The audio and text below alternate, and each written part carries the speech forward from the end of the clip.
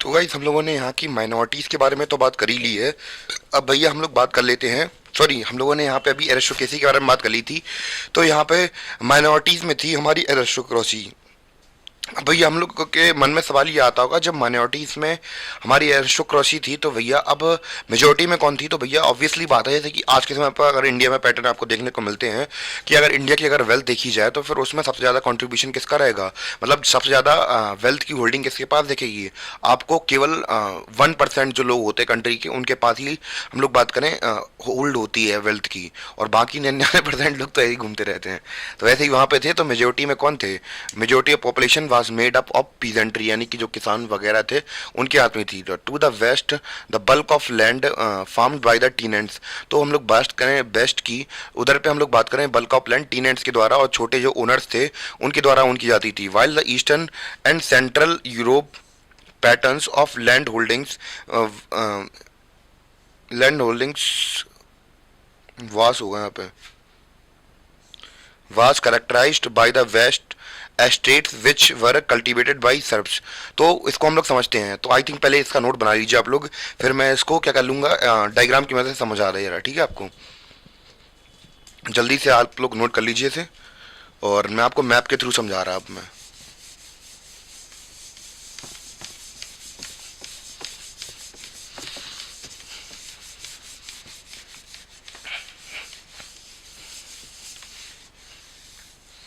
तो हम लोग बात करने वाले हैं कहाँ की? यूरोप की। तो मान चलिए ये क्या है? यूरोप का एक हिस्सा है, ठीक है? तो ये यूरोप का हिस्सा है। तो अगर हम लोग बात करें ऐसे इसको डिवाइड कर दे रहे हैं, तो इस साइड तो भैया हमें इंडस्ट्रियलाइजेशन का असर देखने को मिल रहा था। तो ऐसे करके छोटे छोटे फार्म्स थे यहाँ पे, और जो छोटे छोटे हम लोग बात करें गरीब किसान थे या छोटे लैंड ओनर्स थे, तो वहाँ पे कल्टीवेशन करके क्या करते थे? अपना घर गुजारा करते थे। और भैया हम लोग बात करें कि जैसे ही यहाँ पे हम लोग बात करें रेवोल्यूशन हुआ, इंडस्ट्रियल रेवोल्यूशन हुआ, तो भैया धीमे धीमे ये लोग धीमे धीमे डेवलप होने लगे। और यहाँ पे क्या था? यहाँ पे रहते थे भैया अपने, जो हमने बताया था एरिस्टोक्रेसी के लोग होते थे, तो ये लोग अपने यहाँ पे रखवाते थे क्या? सर्ब्स रखवाते थे। ताज पहना दें? तो ये लोग क्या रखते थे? सर्फ्स रखते थे। तो अब भैया सर्फ्स कौन है? सर्फ्स ऐसे गरीब किसान हैं या गरीब आदमी हैं जो कि इनके लिए काम करते हैं, इनके लिए काम करते हैं, और जो भी फसल होती है उससे थोड़ा बहुत अपने पास रख लेते हैं, बाकी सब पूरा अपने मालिक को दे देते हैं। तो इस इलाके के अंदर हम लोग बात करें कि ये लोग रहते थे। अब हम लोग बात करें जब इंडस्ट्रियल रेवोल्यूशन हुआ, तो फिर भैया हम लोग बात करने वाले हैं फ़ायदा किसे हुआ? फ़ायदा इन्हें कम हुआ और इधर पे ज़्यादा हुआ। तो धीमे धीमे हम लोग बात करें कि जब इंडस्ट्रियल रेवोल्यूशन आया, तो क्या आया? इंडस्ट्रियल रेवोल्यूशन हुआ जब हमारा, इंडस्ट्रियल रेवोल्यूशन।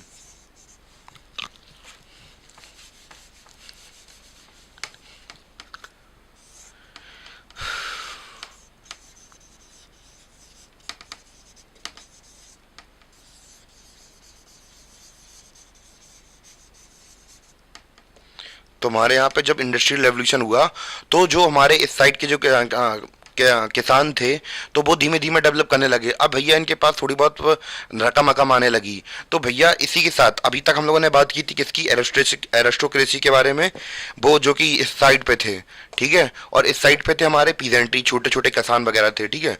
और धीमे धीमे हम लोग बात करें कि अब जब इनके पास इंडस्ट्रियल रेवोल्यूशन हो गया स्टार्ट, तो यहाँ पे ऐसे ऐसे करके हम लोग बात करें जो मिडिल क्लास थी, अब भैया वो क्या होगी? इमर्ज होगी। तो अब अभी तक क्या चल रहा था सीन? की एरिस्टोक्रेसी दबाती थी किसको? पीजेंट्री को। क्योंकि भैया अभी तक इन लोगों की आदतें थी कि टीनेंट्स की आदतें क्या थी? भाई साहब माफ कर दो हमें, रहम गुजर करो हमारे ऊपर, हमें माफ करो। तो ऐसे करके याचना कर करके उनसे थोड़ी बहुत मोहलत मांग लेते थे। तो अब भैया अब जो मिडिल क्लास आएगी, तो भैया इनके पास भले ही पैसा ज्यादा ना हो, पर थोड़े बहुत पढ़े लिखे थे, बुद्धि वाले तेज थे आदमी। और भैया जब आपके पास ज्ञान होता है तो आप दुनिया की हर चीज जी सकते हैं, कोई भी चीज। दुनिया आपसे आपका घर छीन सकती है, आपका पैसे छीन सकती है, पर आप जो हैं, आपका ज्ञान, आपकी समझदारी, वो दुनिया कोई नहीं छीन सकती आपसे। तो बस धीमे धीमे वो क्या करेंगे? अब धीमे धीमे रेवोल्यूशन लाना स्टार्ट करेंगे।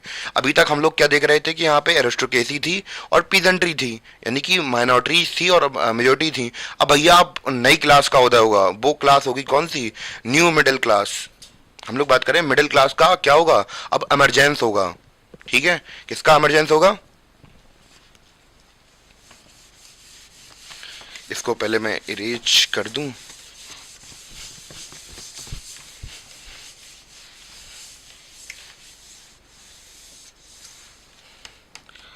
अब उदय होगा न्यू मिडिल क्लास। ओके, तो इनका इमरजेंस होगा अब। तो भाई सब हम लोगों ने बात कर ही ली है किसके बारे में, अपनी पीजेंट्री के बारे में और अपनी एरिस्टोक्रेसी के बारे में। अब हम लोग बात करने वाले हैं कि जो हमारी न्यू मिडिल क्लास थी उसका इमरजेंस कैसे हुआ, इसके बारे में तो अब बात करनी बनती है। तो भैया इमरजेंस कैसे हुआ इसके बारे में बात करते हैं। तो अब भैया जैसे कि हमने अभी मैप के अंदर देखा था कि हमने क्या बात की थी कि यहाँ पे हमारा यूरोप था और इस वाले रीजन के अंदर हम लोग बात करें छोटे छोटे किसान थे। अब ये लोग धीमे धीमे इनके पास इंडस्ट्रियल रेवोल्यूशन जैसे जैसे होता गया और ये लोग धीमे धीमे डेवलप होते गए, तो धीमे धीमे डेवलप होते गए तो उनके पास थोड़ा थोड़ा वेल्थ आने लगी। और यहाँ पे हम लोग बात करें कुछ ग्रुप ऑफ पीपल निकल के आए। तो हम लोग बात करें इंडस्ट्रियल रेवोल्यूशन के कारण क्या हुआ, the growth of the town and the emergence of commercial classes. तो अब यहाँ पे कॉमर्शियल क्लासेस का क्या हुआ, उदय स्टार्ट होना हुआ। Existence was based on production for the market. तो भैया अब इन लोग यहाँ पे हम लोग बात करें छोटे छोटे से इनके किसान वगैरह किसान होते थे, इनके फार्म्स वगैरह होते थे। धीमे धीमे ये करने लगे, पैसा इकट्ठा करने लगे और एक तरीके से ये अपना खुद का प्रोडक्शन करने लगे। अब खुद की प्रोडक्शन करने लगे तो बड़ी बड़ी जगह पे भेजने लगे, बड़ी बड़ी जगह पे भेजने लगे। तो आपको पता ही है इंडस्ट्रियल रेवोल्यूशन के बाद जो गुड बने थे वो कहाँ पे इम्पोर्ट हो रहे थे, आपको पता होगा, इंडिया से लिंक है ये चीज़ें, ठीक है।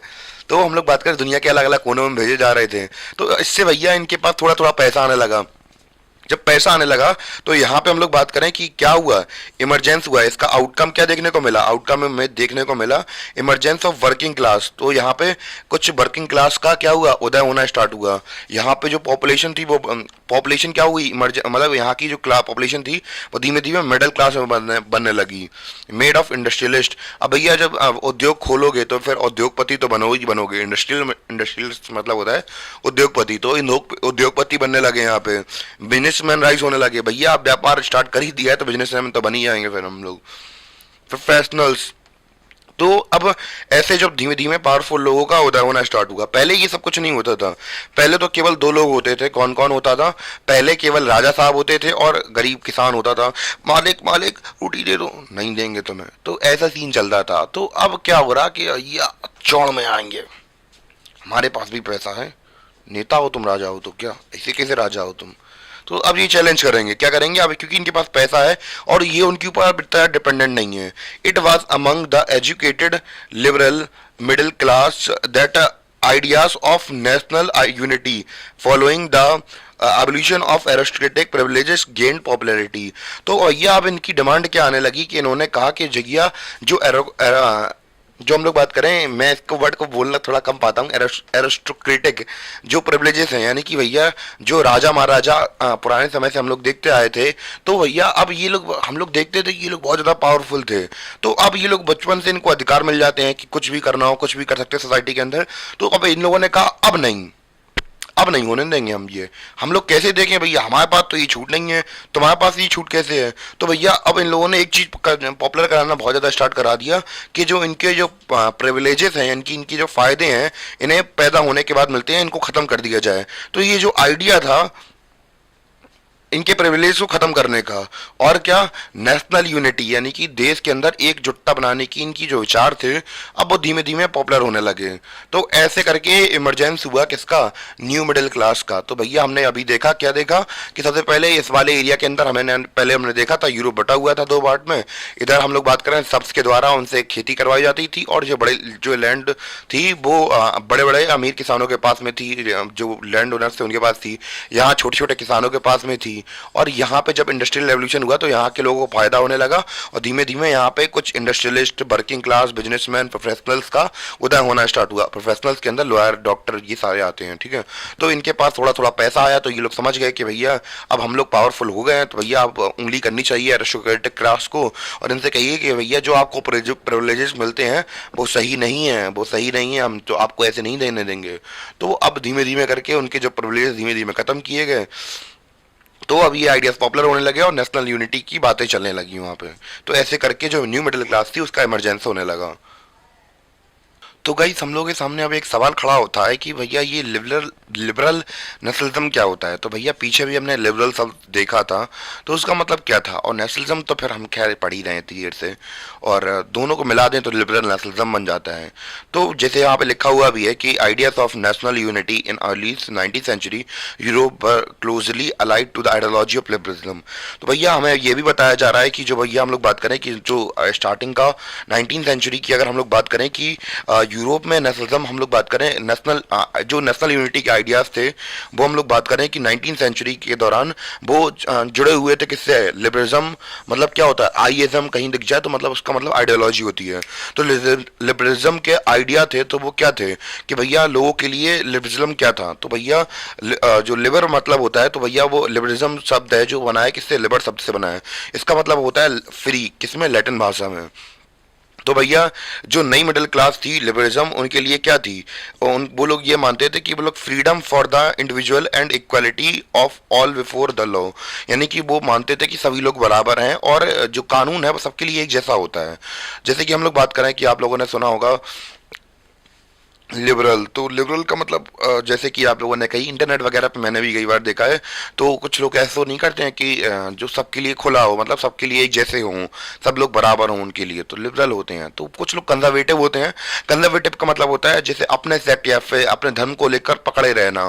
जैसे हम लोग बात करें, कुछ लोग हिंदू होते हैं या कुछ लोग मुस्लिम होते हैं, कुछ लोग सिख होते हैं, कुछ लोग ईसाई होते हैं। तो ये लोग जब अपने धर्म को बहुत ज़्यादा ऊंचा मानने लगे और दूसरे को गिराने लगे, और तो वो ऑर्थोडॉक्सी में आ जाता है, ठीक है। और अपने धर्म को बहुत ज़्यादा अच्छा मानने वाले और दूसरे धर्म को इतना ज़्यादा वैल्यू ना करने वाले हम लोग बात करें ऑर्थोडॉक्सी के अंदर आ जाते हैं। कंजर्वेटिव अपने धर्म को बहुत अच्छा मानने वाले, और लिबरल कौन होते थे, लिबरल सबको सबको एक नजरिए से मानने वाले, अपना धर्म तो माने ही माने, दूसरे का धर्म से भी कोई प्रॉब्लम नहीं होने वाली है। तो एक तरीके से ये समझ लीजिए, तो मतलब सबके लिए बराबर। तो ये मतलब होता है लिबरलिज्म का, ठीक है। क्योंकि हम लोगों ने देखा लिबरलिज्म क्या था, एक आइडियोलॉजी थी जिसमें हम लोग बात करें कि जो नई मिडिल क्लास थी वहाँ की, तो वो लोग मानते थे फ्रीडम सबके लिए होना चाहिए, इंडिविजुअल राइट्स सबको मिलना चाहिए, सबको लोग बराबर होना चाहिए लॉ के सामने, ठीक है। तो ये वाला सीन चल रहा था यूरोप के अंदर। अब भैया लिबरलिज्म के भी हम लोग दो एस्पेक्ट्स पढ़ेंगे, जैसे कि हम लोग बात करेंगे इकोनॉमिक लिबरलिज्म के बारे में बात करेंगे और पॉलिटिकल लिबरलिज्म के बारे में बात करेंगे। तो ये क्या है, इनको समझते हैं पहले हम लोग। आई थिंक इतना क्लियर हो गया होगा आप लोगों को कि हम लोगों ने कैसे कैसे इन चीज़ों को समझा, तो क्लियर हो गया होगा उस यहाँ पे हम लोगों ने किसकी बात कर ली, हम लोगों ने यूनिटी की बात कर ली, आइडियोलॉजी की बात कर ली कि जो नेशनल यूनिटी थी वो जुड़ी हुई थी किससे, लिबरलिज्म से जुड़ी हुई थी, और लिबरलिज्म का मीनिंग देख लिया हमने यहाँ पे। तो बस अब बात करते हैं अपने इसके टाइप्स के बारे में।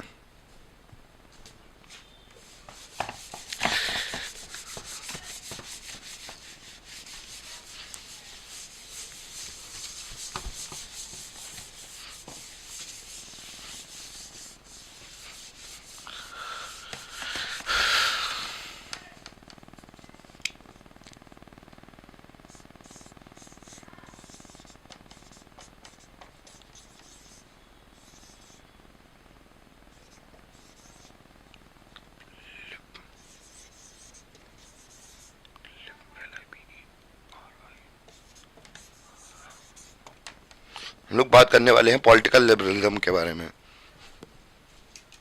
तो गई सब हम लोग बात कर लेते हैं पॉलिटिकल लिबरलिज्म इन पॉलिटिकल स्फीयर के बारे में बात कर लेते हैं। तो जैसा कि हमने अभी बात की थी लिबरलिज्म के बारे में, सबके पास इक्वल राइट्स हो, तो इसमें पॉलिटिकल क्षेत्र में क्या मांग रहे थे वे, ये देखते हैं। It emphasis the concept of government by consent. तो क्या मतलब होता है गवर्नमेंट बाई कॉन्सेंट का मतलब, कॉन्सेंट का मतलब होता है कि आपने मुझसे पूछ के कोई काम किया कि नहीं किया, ये समझ लीजिए। तो अगर आप लोग गवर्नमेंट बना रहे हैं तो वो हमारे पूछ के बना रहे हैं या नहीं बना रहे हैं। यानी कि अभी तक क्या चल रहा था कि राजा का बेटा राजा बनेगा, जैसे हम लोग बात करें कि दादा राजा है तो उनका बेटा भी राजा बनेगा, उनका बेटा भी राजा बनेगा, राज अभिषेक की विधियां होती थी। तो अब ये लोग कह रहे थे कि भैया जो गवर्नमेंट बनेगी, जो सरकार बनेगी, वो हमारे पूछ के बनाई जाएगी। ये थोड़ा ना कि भैया तुम आओ अपने कानून थोप दो ऊपर, हम तो भैया पूछा ही नहीं तुमने हमसे, तुम वहां पर रूल करने लगे, ये कैसे चलेगा। Since the French Revolution, liberalism had stood for the end of autocracy and clergy privileges. तो जैसे कि हमें पता है कि सबसे ऊपर वाली क्लास क्लर्जी और ऑटोक्रेटिक क्लास थी, तो भैया अब ये लोग कह रहे थे कि भैया हमें अब नहीं चाहिए है, अब ये क्लास झेल नहीं रही हमसे, इनके जो इतने सारे प्रिविलेजेस मिले हैं तो भैया हमें क्यों नहीं मिलते हैं ये प्रिविलेज। यही इन्हीं लोगों को बचपन से ही मिलते हैं, जो लोग पैदा हो जाते हैं ऊंची ऊंची क्लास में और इन्हें इतने अच्छे अच्छे प्रिविलेजेस मिल जाते हैं। तो ये कह रहे थे इनके जो प्रिविलेजेस हैं इन्हें हटाओ। A constitution and representative government through parliament. तो भैया अब ये लोग कह रहे थे कि भैया अब हमें क्या चाहिए, हमें क्या चाहिए, हमें अपने लिए कॉन्स्टिट्यूशन चाहिए, क्या चाहिए, हमें अपने लिए कॉन्स्टिट्यूशन चाहिए और representative government. Just like democracy हमारे यहाँ पे होता है कि हमें रिप्रेजेंट करने के लिए हमारा मोहल्ले से या फिर हमारे स्टेट से नेता जाता है हमें रिप्रेजेंट करने के लिए। तो वैसे ही ये लोग क्या मांग रहे थे, कॉन्स्टिट्यूशन मांग रहे थे और रिप्रेजेंटेटिव मांग रहे थे, ठीक है, मतलब गवर्नमेंट रिप्रेजेंटेटिव गवर्नमेंट मांग रहे थे। 19th century liberal are also studied stressed in inviolability of private property. तो भैया अब ये लोग कह रहे थे कि जो प्राइवेट प्रॉपर्टी होती है तो भैया इसमें हमें हकदारी चाहिए, क्या चाहिए, हकदारी चाहिए। अभी तक क्या चल रहा था सीन के जो प्रॉपर्टी होती थी वो किसके नाम पे होती थी, राजाओं के नाम पे होती थी या फिर वहाँ के लैंडलॉर्ड्स के नाम पे होती थी। अब इन्होंने प्राइवेट प्रॉपर्टी की बात करना स्टार्ट कर दी। Yet the equality before the law did not necessarily stand for universal suffrage. तो भैया अब थोड़ी हिपोक्रेसी की भी सीमा होती है, पर ये लोग इतनी अच्छी अच्छी बातें कर रहे हैं कि भैया सबको अधिकार दो, सब बराबर हैं, पर ये केवल और केवल अपने लिए बात कर रहे हैं, स्पेशली मेंस के लिए बात कर रहे हैं। ये औरतों के लिए कोई कोई चीज़ ना, कोई फ्रीडम मांग रहे हैं ना कुछ मांग रहे हैं। इवन की जो राइट्स हैं फीमेल्स के वोटिंग के वो 20th centuries में मिले हैं, यानी कि इस समय पर उनकी कोई बात ही नहीं चल रही है, ये केवल और केवल अपने लिए बात करते हैं। यूनिवर्सल सफरेज क्या होता है, सभी के लिए इक्वल होती है। जैसे हमारे यहाँ पे इंडिया के अंदर अगर वोट देने की जो पॉलिटिकल राइट्स होते हैं वो यूनिवर्सली सफरेज हैं, जैसे कि सबके पास अधिकार है, चाहे वो औरत हो महिला हो कोई भी हो, हमें कोई उससे मतलब नहीं होता है। पर यहाँ पे ये लोग केवल मेंस की बात कर रहे हैं, औरतों के लिए बात नहीं कर रहे हैं। मतलब औरतों को तो बहुत जाके लेट में राइट्स मिलेंगे। क्लियर। तो अभी तक हमने क्या देखा, लिबरलिज्म इन पॉलिटिकल स्फीयर के अंदर हमने ये देखा कि ये लोग मांग रहे थे कि भैया कि जो गवर्नमेंट बने वो कॉन्सेंट से बने, यानी कि इनके यानी कि इनकी पूछ पूछ के बनाई जाए। दूसरा ये देखा कि भैया फ्रेंच रेवोल्यूशन के दौरान इन्होंने देखा कि लिबरलिज्म का आइडिया आ रहा था इनके अंदर, और ये लोग कह रहे थे जो ऑटोक्रेसी और क्लर्जी के जो प्रिविलेजेस हैं इन्हें हटा दिया जाए। तीसरा क्या देखा, ये लोग चाह रहे थे कि कॉन्स्टिट्यूशन बनाया जाए और रिप्रेजेंटेटिव गवर्नमेंट बनाई जाए। और ये लोग क्या मांग रहे थे, प्राइवेट प्रॉपर्टी के राइट्स मांग रहे थे। और ये लोगों ने लास्ट में हमने देखा कि भले ही इतनी लंबी लंबी बात कर ली हो, पर ये केवल अपनी फायदा देख रहे थे, दूसरों के से इन्हें मतलब नहीं था। ये केवल यूनिवर्सल सफरेज की बात नहीं कर रहे थे, ये केवल मेंस की बात कर रहे थे, औरतों के लिए ये लोग खड़े नहीं थे। इतना क्लियर हो गया होगा आप लोगों को। तो गाइस हम लोगों ने पॉलिटिकल स्फीयर के बारे में तो बात कर ही ली थी लिबरलिज्म के। अब हम लोग बात करने वाले हैं इकोनॉमिक डायमेंशन के बारे में कि इकोनॉमिकली हम लोग कैसे लिबरल होना चाह रहे थे यूरोप के लोग। तो हमने देखा था पॉलिटिकल में तो वहाँ पे रिप्रेजेंटेटिव मांग रहे थे अपने गवर्नमेंट के, और अब यहाँ पे क्या कर रहे हैं, तो हम लोग समझते हैं लिबरलिज्म इन इकोनॉमिक स्फीयर। तो इकोनॉमिक स्फीयर में क्या डिमांड कर रहे थे ये लोग, emerging middle class demanded for the freedom of market and evolution of uh, evolution of state imposed restriction on the movement of goods and capital। तो वो लोग ये कह रहे थे कि भैया जो गुड्स और हम लोग बात करें कैपिटल का मूवमेंट होता था, तो इसके ऊपर जो एरिस्टोक्रेसी क्लास होती थी वो क्या करते थे, वो लोग इनके ऊपर रोक टोक लगा देते थे। जैसे कि मान चलिए कि इन्हें करना है, आपको इन्हें माल देना है, इन्हें माल नहीं देना है। तो अब भैया रोक टोक से अब परेशान हो गए थे। अब भैया जब आपकी जिम गर्म होती है और आपको कोई रोकने टोकने की कोशिश करता है तो फिर मज़ा नहीं आता है। तो एक कंडीशन तब होती है जब आपके पास बिल्कुल पैसे नहीं होता, तो मान चलो कि हाँ कह दिया तो भैया आप कोई ऑप्शन ही नहीं बचा हमारे पास। पर जिम गर्म है तो भैया आप कौन नेता बन रहे तुम्हें। तो भैया अब इनकी बस यही दिल से यही इच्छा हो रही थी कि भैया हटा दिया जाए। अब जो नई इमर्जिंग मिडिल क्लास थी यही डिमांड कर रही थी कि भैया जो हमारे ऊपर जो मूवमेंट के ऊपर जब हम लोग बात करें किसी को सामान देना होता है तो आप उसके ऊपर उंगली उड़ा देते हैं, हमारा कुछ कैपिटल का मूवमेंट करना होता है तो वहाँ पर उंगली फंसा देते हैं। अब तो ये सब बंद करिए, हमारे पास में नहीं है भैया इतनी अब उंगली सह सकें, थक चुके हैं हम लोग। ठीक है, तो ये डिमांड कर रहे थे। और हम लोग बात करें क्यों क्यों मिडिल क्लास अपोज कर रही थी ये रिस्ट्रिक्शंस? क्योंकि भैया इन्हें चैलेंजेस आते थे economic setup at that times. तो जो हम लोग बात करें इनके जो सेटअप्स थे तो उसमें मतलब बहुत ज़्यादा प्रॉब्लम होती थी, differences in unit of weight measurement of goods. तो अब जैसे कि हम लोग बात करें कि यूरोप के अंदर होता ये था कि जैसे मान चलो कि ये कोई किंगडम है, ठीक है, ये कोई किंगडम है, तो अब यहाँ से अगर यहाँ पे हमें कोई चीज़ बेचने जानी है तो फिर यहाँ पे उस समय पर देखो कोई कंट्री या नेशन तो होता नहीं था, अगर होता भी तो वो भी वहाँ भी टैक्स लगता ना। तो अलग अलग यहाँ पे हम लोग बात करें यूनिट्स ऑफ एम्पायर हमारे खड़े हुए हैं, और यहाँ से अगर हम कोई सामान बेच रहे हैं 5% यहाँ ले लिया, 10% यहाँ ले लिया, 10% यहाँ ले लिया और 15% यहाँ ले लिया। तो जैसी स्टेट होती थी उनकी इच्छा हो रही जैसे, उसी हिसाब से अपने हिसाब से वो टैक्स बढ़ा दे रहे हैं। तो भैया अब कोई सामान 10 रुपए का है वो सीधे सीधे 100 रुपए का पहुंच जाएगा, तो फिर अब वहाँ कोई सामान खरीदेगी क्यों? क्योंकि भैया हमारा जो सामान की वैल्यू थी, जो प्राइसेस इतनी ज़्यादा, हमें टैक्सेस ही इतने ज़्यादा दे दिया हमने कि उसकी वैल्यू बची ही नहीं है। तो अब भैया ये लोग थक चुके थे, क्योंकि भैया जो डिफरेंट मेजरमेंट यूनिट थे वो भी अलग अलग थे। जैसे कपड़े नापने का मीटर, मतलब जैसे हमारे यहाँ पे मीटर होता है वहाँ पे, वो वहाँ पे अलग सीन चलता है, ठीक है। तो वहाँ पे जो मेजरमेंट था वो अलग अलग था, कहीं पे 10 मीटर इतना मान रहे हैं, किसी 10 मीटर इतना मान रहे हैं, कहीं 10 मीटर इतना मान रहे हैं।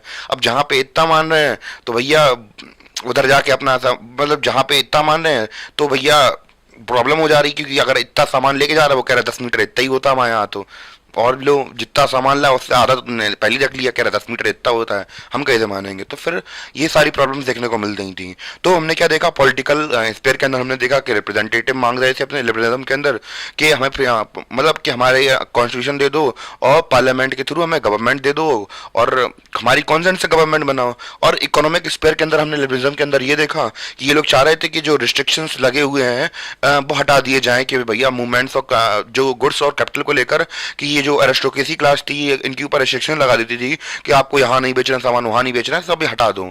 तो यही यही सारी डिमांड कर रही थी कौन सी? Middle class. तो मिडिल क्लास वालों को बहुत सारे प्रॉब्लम्स होने लगी थी किससे? एरिस्टोक्रेसी क्लास से। और यही लोग हम लोग बात करें अब खिलाफ हो जाएंगे किसके? एरिस्टोक्रेसी के। क्योंकि भैया पीजेंट्री के पास तो वैसे ही जान नहीं है, वो तो वैसे ही कहते भैया हम तो हमारे हमारा आदमी, माफ कर दो माफ कर दो, इससे ज़्यादा कुछ नहीं बोलते। पर जब आप पढ़े लिखे होते हैं, आप खुद बताइए, मेरे साथ खुद एक्सपीरियंस हो चुका है, कोई अनऑफिशियल कोई अनप्रोफेशनल चीज़ करता है आपके सामने तो फिर गुस्सा तो आती है, चाहे फिर सामने जो भी खड़ा हो, फिर भाई कहीं बुरा लग जाता है फिर कि आप फालतू में आप अपनी इम्पोज कर रहे हैं। क्योंकि अगर गरीब आदमी होगा तो वो क्या करेगा भाई, अब अपनी गलती भी उसकी सामने वाले की गलती होगी, भाई साहब माफ कर दो माफ कर, तो ये नहीं होना चाहिए। तो आपको अपने राइट्स पता होने चाहिए, तो ये सीन होता है। तो ऐसे ये लोग अब डिमांड करने लगे हैं अलग अलग चीज़ें। तो गाइस हम लोग इसके बारे में इकोनॉमिक स्पेयर के बारे में बात ही कर रहे थे, और इसके आगे हम लोग बात करते हैं कि कुछ कंडीशन ऐसी भी, ये जो कंडीशन ऐसी थी, इकोनॉमिक कंडीशन ऐसी थी जो कि ऑब्स्टिकल बन रही थी किसके लिए? इकोनॉमिक एक्सचेंज में। और हम लोग बात करें कि मतलब ऑब्स्टिकल बन रही थी भैया कि ग्रो नहीं कर पा रहे थे हमारे न्यू कॉमर्शियल क्लासेस, जो कि अब नई नई डेवलप हुई थी, नए नए इंडस्ट्रियलिस्ट बने थे, नए नए बिजनेसमैन बने थे, तो उन्हें बहुत ज़्यादा प्रॉब्लम्स फेस करने को मिल रही थी। जैसे कि हम लोग अभी अभी बात की कि इन प्रॉब्लम्स की वजह से तो फिर इसको लेकर उन्होंने कहा कि सॉल्यूशन क्या बनाया जाए। तो फिर इन्होंने कहा कि भैया ऐसा करते हैं, कुछ इकट्ठा बनाते हैं, यूनिफाइड करते हैं, यूनिफाइड टेरिटरी बनाई जिन्होंने, उसमें मतलब एक यूनिफाइड इकोनॉमिक टेरिटरी बनाने के बारे में सोचा है इन्होंने, और उसका नाम क्या दिया इन्होंने? तो 1834 में बना भी ली, क्या बनाई? 1834 में, 1834 में इन्होंने एक कस्टम यूनियन बनाया। क्या बनाया? कस्टम यूनियन बनाया इन्होंने, जिसका नाम क्या रखा? ज़ोल्वरीन नाम रखा। जिसमें इन्होंने क्या किया? Was formed in initiative of Prussia joined most of the states. तो इसमें हम लोग बात करें कि जर्मन स्टेट्स ने ज्वाइन किया, बनाया किसने? प्रूशिया ने बनाया। अब हम लोग बात करें कस्टम यूनियन क्या होता है, तो एक इकोनॉमिक टेरिटरी तरह समझ सकते हैं इसको हम लोग के, एक बड़े इलाके के अंदर, जैसे हम लोग बात करें इंडिया, चाइना, बांग्लादेश और नेपाल, भूटान, तो ये सभी कंट्रीज मिल जाए साथ में, जैसे हम लोग नहीं फ्री ट्रेड एग्रीमेंट करते हैं, तो उसी प्रकार से एक ट्रेड यूनियन बना लिया एक तरीके से, कि हम लोग अगर आपस में कोई ट्रेड करेंगे तो फिर हम लोग एक मेजरमेंट फिक्स कर लेंगे। जैसे अभी आप लोगों ने कुछ समय पहले सुना होगा ब्रिक्स ने एक नई करेंसी लॉन्च की है, तो फिर इन लोग जो आपस में ट्रेड करने वाले हैं, तो फिर जो हम लोग बात करें वेट्स और मेजरमेंट के जो अलग अलग पैरामीटर्स हैं वो सभी एक हो जाएंगे। और हम लोग बात करें करेंसी भी कहो एक मतलब चला, जैसे कि आज के समय पर हम लोग देखते हैं कि जो अलग अलग वर्ल्ड की ग्रुपिंग लीडर्स होते हैं तो वो लोग कर लेते हैं ऐसा। The union abolished tariff. तो भैया अब यूनियन तो बन ही गया था, ये संघ बन ही गया था। तो इन्होंने जो टैरिफ बैरियर्स थे, टैरिफ बैरियर्स क्या होते हैं इसको समझते हैं। तो टैरिफ बैरियर्स क्या होते हैं, जैसे कि अगर आपकी कंट्री से मैंने कुछ सामान मंगाया, मेरी कंट्री के अंदर आया, तो अब गवर्नमेंट क्या करती है, उनकी पर टैरिफ लगा देती है, यानी कि एक्स्ट्रा चार्जेस लगा देती है कि अगर मेरे कंट्री के अंदर कोई सामान बेचना है तो हमें भी गवर्नमेंट को ही पैसा देना पड़ेगा। तो वो टैरिफ बैरियर्स होते हैं। तो फिर उनके ऊपर टैरिफ बैरियर्स लगाए गए, reduce the number of currencies. तो उस समय पर हमें पता है कि बहुत सारी करेंसीज चलती थी। तो भैया कितनी कितनी करेंसी चल रही थी, 30 से ज़्यादा करेंसी चल रही थी। अब करेंसी बची कितनी, 30 से लेके अब किस में आ गए, टू करेंसी में आ गए। तो भैया अब जैसे कि हम लोग बात करें कि अब करेंसी एक्सचेंज में आपको पता है कि इंडिया की वैल्यू कितनी गिर चुकी है, 91 रुपीज़ शायद अभी कुछ दिनों पहले पहुंचा था। और अब जब करेंसी जब एक्सचेंज करने जाते हैं डॉलर के पर्सपेक्टिव में, तो हमारी जब वैल्यू वीक पड़ जाती है तो बहुत ज़्यादा ट्रेड में प्रॉब्लम होती है। तो अगर करेंसी हम लोग बात करें, करेंसी अगर एक ही करेंसी रहेगी तो भैया वैल्यू एक्सचेंज में कोई प्रॉब्लम नहीं होने वाली है, क्योंकि हमें ऐसे ही बहुत घाटा पड़ता है। तो इसलिए 30 से लेकर दो में करेंसी चेंज कर दी गई। Creation of network of railways further stimulated the mobilisation harnessing economic interest to the unification. तो भैया अब हुआ क्या इसके बाद कि वहाँ पे रेलवेज वगैरह बनने लगे। तो अब जब लोग देख रहे थे कि भैया करेंसी भी हमारी यूनिफाइड हो गई है, जो टैरिफ लग रहा था वो भी कम हो गया है, और जो रेलवे से हम लोग बात करें मोबिलाइजेशन था वो इंक्रीज हो गया रैपिडली, तो इससे अब लोग समझने लगे तो भैया अभी तक मान चलो 10 रुपये मिल रहे थे, अब एक साथ 100 रुपये मिलने लगे, अरे भैया ये तो बहुत अच्छी चीज़ है। तो आसपास की जो कंट्रीज थी पहले उन्हें बहुत ज़्यादा घाटा होता था बिजनेस व्यापार में, पर अब हमें क्या देखने को मिला था, यहाँ पे हमें सामने सिचुएशन ये बन चुकी थी कि बहुत ज़्यादा जब आप बहुत ज़्यादा पैसा मिलने लगा, तो जब आपकी जेब गर्म होती है तो आपको अच्छा लगने लगता है। तो उन्हें भी यही अच्छा लग रहा था कि भैया अगर हम लोग बात करें इकोनॉमिक, हम लोग बात करें पर्सपेक्टिव से देखा जाए तो कितना फ़ायदा हो रहा था। इकोनॉमिक पर्सपेक्टिव से देखें तो ये चीज़ें स्ट्रेंथन कर रही थी, यूनिटी ला रही थी कि भैया अगर हम लोग अकेले अकेले रहेंगे तो फिर हमें घाटा हो रहा था। और देखिए हमने ये ट्रेड यूनियन बनाया, एक साथ हमें कितना ये एक तरीके से जोड़ने का काम कर रहा था कि यहाँ पे यूरोप को। तो हमने इसके अंदर क्या क्या चीज़ें देखी, तो जो जितनी हमने चीज़ें देखी उसको फिर से हम लोग समराइज कर लेते हैं। तो हमने यहाँ पे देखा कि बहुत सारी प्रॉब्लम फेस करने को मिल रही थी, जो हम लोग बात करें कमर्शियल क्लासेस को, और जब इतनी सारी कमर्शियल क्लासेस को प्रॉब्लम फेस करने को मिल रही थी तो इन लोगों ने सोचा कि यूनिफाइड एक इकोनॉमिक टेरिटरी बनाई जाए। फिर इन्होंने एक कस्टम यूनियन बनाया 1834 में, जिसका नाम जोल्वेरियन रखा है इन्होंने। और फिर हम लोग बात करें इनिशिएटिव चलाया किसने था, प्रूशिया ने, और बाद में जर्मन स्टेट ने इसे ज्वाइन भी कर लिया। और इन्होंने जो टैरिफ वगैरह थे वो लग रहे थे वो हटा दिए, तो इन्हें बहुत ज़्यादा फायदा हुआ। करेंसीज जो अलग अलग प्रकार की चलती थी, 30 से ज़्यादा करेंसीज चलती थी, वो उसमें 30 हटा के 2 कर दी उनमें। और यहाँ पे रेलवे का नेटवर्क तैयार किए गए, जिससे कि ट्रांसपोर्टेशन में बहुत ज़्यादा फायदा हमें देखने को मिला। तो ये कुछ हम लोग बात करें कुछ इकोनॉमिक के पर्सपेक्टिव से कुछ चीज़ें ऐसी थी जो कि हेल्प कर रही थी नेशनलिज्म को करने में, मतलब बढ़ाने में। आई थिंक इतना क्लियर हो गया होगा आप लोगों को कि कैसे कैसे इकोनॉमिक पर्सपेक्टिव से जो नेशनलिज्म था वो कैसे कैसे स्ट्रेंथन हो रहा था, जो नेशनलिज्म की बेस थी वो कितनी ज़्यादा अटैच हो चुकी थी इस वजह से।